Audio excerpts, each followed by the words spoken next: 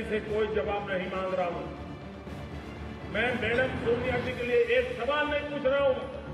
लोगों की आदत ही होती है हर उपलब्धि का तमगा अपने सिर पर लगाने की। लेकिन भारत की तिजोरी से क्या खर्चा हुआ, ये अगर पूछना भी गुनाह है, फिर तो जो मेरे पर आरोप लगाते हैं उनका लोकतंत्र में भरोसा ही नहीं है। ये लोग भ्रष्टाचार के खिलाफ नहीं, सिर्फ हमारे खिलाफ।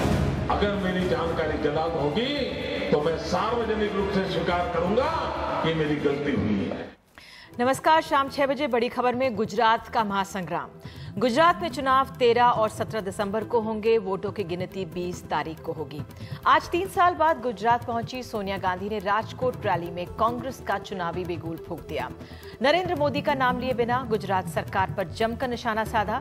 गुजरात में हो रहे विकास की नींव का श्रेय उन्होंने कांग्रेस को दिया। तब तेवर में सोनिया गांधी ने मोदी सरकार से कई तीखे सवाल किए। सोनिया गांधी ने पूछा, गुजरात सरकार वैट क्यों नहीं घटाती? गुजरात में सब्सिडी वाले 9 सिलेंडर क्यों नहीं? लोकायुक्त की बहाली इस राज्य में क्यों नहीं? सौराष्ट्र को अब तक पानी क्यों नहीं? महिलाएं अब तक असुरक्षित क्यों? ज्यादा फंड लेकिन विकास क्यों नहीं? किसानों को अनाज के पूरे दाम क्यों नहीं? लेकिन कल ही आपको बता दें, नरेंद्र मोदी ने गांधीनगर में आयोजित यूथ कॉन्वोकेशन में 40,000 जॉब लेटर्स सौंपे हैं। इससे पहले किसानों को बिजली बिल में 50% की राहत, होमगार्ड्स की तनख्वाह में बढ़ोतरी, 6,300 मकान, फहरिस्त लंबी है जिससे वोटरों को लुभाने की कोशिश वो भी कर रहे हैं और सभी पार्टियां कर रही हैं। तो बड़ी खबर में सवाल ये है, क्या सोनिया गांधी के सवाल तोड़ पाएंगे नरेंद्र मोदी के वोट बैंक को? तो आगे बढ़ने से पहले आपको चुनावी तारीखों के बारे में बता दें जो आज हिमाचल प्रदेश और गुजरात के बारे में जारी की गई। चुनावों का बिगुल बज चुका है। गुजरात में 13 और 17 दिसंबर को चुनाव हैं। हिमाचल प्रदेश में 4 नवंबर को वोट पड़ेंगे। 20 दिसंबर को आएंगे चुनावी नतीजे। नामांकन की तारीख 17 अक्टूबर तक। हिमाचल में 1 दौर में ही चुनाव होंगे, गुजरात में 2 दौर में चुनाव होंगे। तो बड़ी खबर में आगे बढ़ने से पहले सबसे पहले सोनिया गांधी आज राजकोट पहुंची। वहां पे उन्होंने क्या कहा, ग्राउंड रिपोर्ट आपके लिए। गुजरात आज जिन क्षेत्रों में आगे है, रिफाइनरी, पेट्रोकेमिकल, टेक्सटाइल जैसे तरह तरह के उद्योग, यह सब कांग्रेस के शासन में ही स्थापित हुए हैं। राजकोट में रैली के लिए पहुंची सोनिया ने सीधे मोदी के खिलाफ मोर्चा लिया। सरकार पर भ्रष्टाचार और निकम्मेपन का आरोप लगाया। एक के बाद एक कई सवाल भी खड़े किए। पूछा, गुजरात सरकार वैट क्यों नहीं घटाती? कि गुजरात में सब्सिडी वाले 9 सिलेंडर क्यों नहीं? सौराष्ट्र को अब तक नर्मदा का पानी क्यों नहीं? महिलाएं अब तक असुरक्षित क्यों हैं? लोकायुक्त की बहाली क्यों नहीं की गई? किसानों को अनाज के पूरे दाम क्यों नहीं मिलते? और ज्यादा फंड लेकिन विकास क्यों नहीं? भ्रष्टाचार के बारे में भाजपा की सोच क्या है, मैं जानना चाहती हूँ।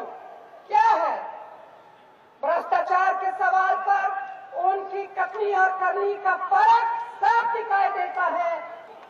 ये लोग भ्रष्टाचार के खिलाफ नहीं, सिर्फ हमारे खिलाफ है। लगे हाथ सोनिया गांधी ने जनता को रिटेल के फायदे समझाने की कोशिश भी की। क्या किसानों का हक नहीं बनता है कि उनकी पैदावार की सही कीमत उन्हें मिले?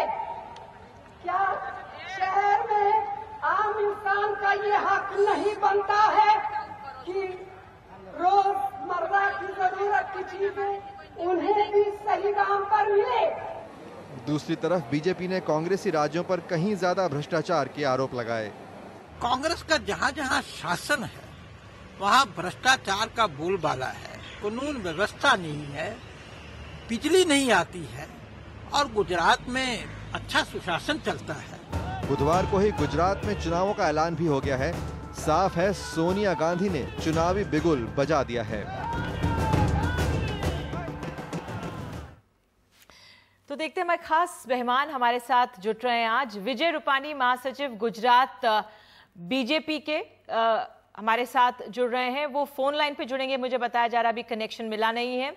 भारत सिंह झाला आरटीआई कार्यकर्ता हैं, Alok Mehta editor in chief National Duniya हमारे साथ स्टूडियो में मौजूद हैं, कांग्रेस के नेता रशीद मसूद साहब सांसद हमारे साथ जुड़ चुके हैं, तृप्ति शाह आरटीआई कार्यकर्ता हैं, उनसे भी कुछ देर में हम बात करेंगे। तो कार्यक्रम की आगे शुरुआत करते हैं और सबसे पहले रूपानी साहब अगर फोन लाइन पर हमारे साथ जुड़ चुके हैं उनके पास। रूपानी जी, फिलहाल उम्मीद करते हैं जल्द से जल्द कनेक्शन ठीक हो और हम आपको देख पाए, लेकिन फिलहाल आज जिस तरह से सोनिया गांधी की रैली हुई, उन्होंने तीखे हमले किए, बीजेपी कैसे आंक रही है?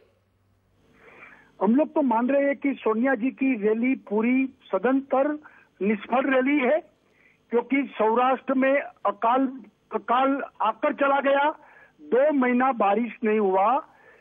सेंट्रल गवर्नमेंट की जो टीम आई थी शरद पवार और कपिल सिब्बल के नेतृत्व में, पहली फसल पूरी नष्ट हो गई है। सौराष्ट्र के किसानों को 15,000 करोड़ का नुकसान हुआ है। हम लोग मानते थे कि सोनिया जी कुछ पैकेज डिक्लेयर करेंगे और सौराष्ट्र की जनता को कुछ देंगे, लेकिन यहाँ चुनावी सभा बनाकर वो चले गए और जिस तरीके से उन्होंने बात बताई कि नर्मदा वो क्यों अभी तक नहीं लाए पानी, तो उनको पता नहीं है कि 2004 में सौराष्ट्र, कच्छ और उत्तर गुजरात में नर्मदा का पीने का पानी का पूरा नेटवर्क खड़ा हो गया है। नर्मदा जवाहरलाल नेहरू जी ने जो खातमुहूर्त किया था, उसके बाद उनकी सरकार में 30 साल तक काम बंद पड़ा था। जब अटल जी की सरकार बनी तब नर्मदा का फाइनलाइजेशन हुआ और काम आगे बढ़ा और फिर नरेंद्र मोदी ने उन्होंने अनशन किया 5 दिन तक और बाद में 121 मीटर की हाइट का नर्मदा डैम का काम पूर्ण हुआ। तो ये सब बीजेपी ने किया है, सोनिया जी को पता नहीं है कि नर्मदा का पानी कौन लाया।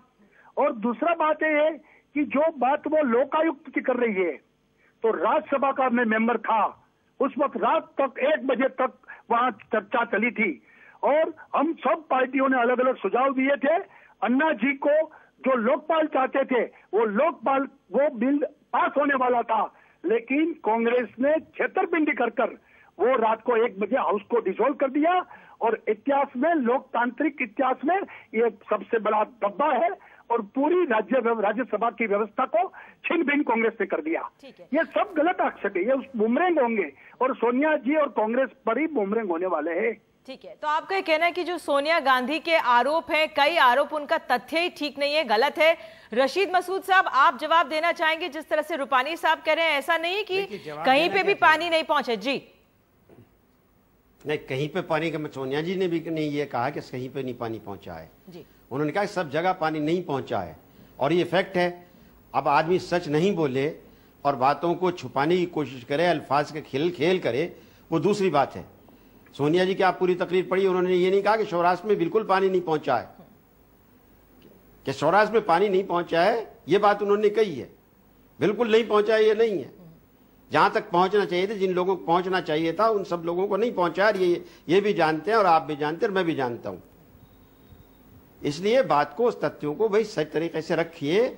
इलेक्शन तो होते रहते हैं, जाते रहते हैं, लेकिन ये कौन सा तरीका है कि आप प्रोपेगेंडे के ऐसा प्रोपेगेंडा कर दें जिसका कोई आधार ही ना हो।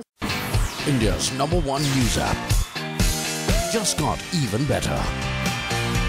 Download NDTV's new app, fully optimized for Retina display, full screen view, faster response time, and Sudoku.